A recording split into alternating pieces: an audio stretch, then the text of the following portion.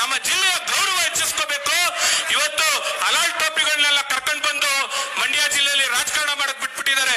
ಅವನು ಯಾರೋ ಅಯೋಗ್ಯ ನನ್ನ ಮಗ ಮಾತಾಡ್ದ, ಯಾರೋ ಅವನು ಯಾವನೋ ಚಿಲ್ರೆ, ಅವ್ರ ಮನೆಯಲ್ಲಿ ಹೆಂಗಸರಿಲ್ವಾ? ಅಯೋಗ್ಯ ನನ್ನ ಮಗ. ಎಲ್ಲಿ ಕಾಂಗ್ರೆಸ್ನವ್ರಿಗೆ ಈ ಮುಖಾಂತರ ಹೇಳ್ತೀನಿ, ಸ್ವಲ್ಪ ಮರ್ಯಾದಸ್ಥರು ಕರ್ಕೊಂಬಂದು ರಾಜಕೀಯ ಮಾಡ್ರಿ. ಮಂಡ್ಯ ಜಿಲ್ಲೆ ಕೆಡಿಸ್ಬೇಡಿ. ಮಂಡ್ಯ ಜಿಲ್ಲೆ ಬಹಳ ದೊಡ್ಡ ದೊಡ್ಡ ಮನುಷ್ಯರು ರಾಜಕಾರಣ ಮಾಡಿದ್ದಾರೆ. ಇಡೀ ಜಿಲ್ಲೆಗೆ ಒಂದು ಗೌರವ ಇದೆ ಮಂಡ್ಯ ಜಿಲ್ಲೆ ಅಂದ್ರೆ.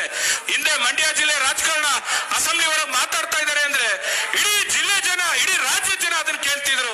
ಇವತ್ತು ಯಾರ್ಯಾರು ಕರ್ಕೊಂಬಂದಿದ್ದಾರೆ?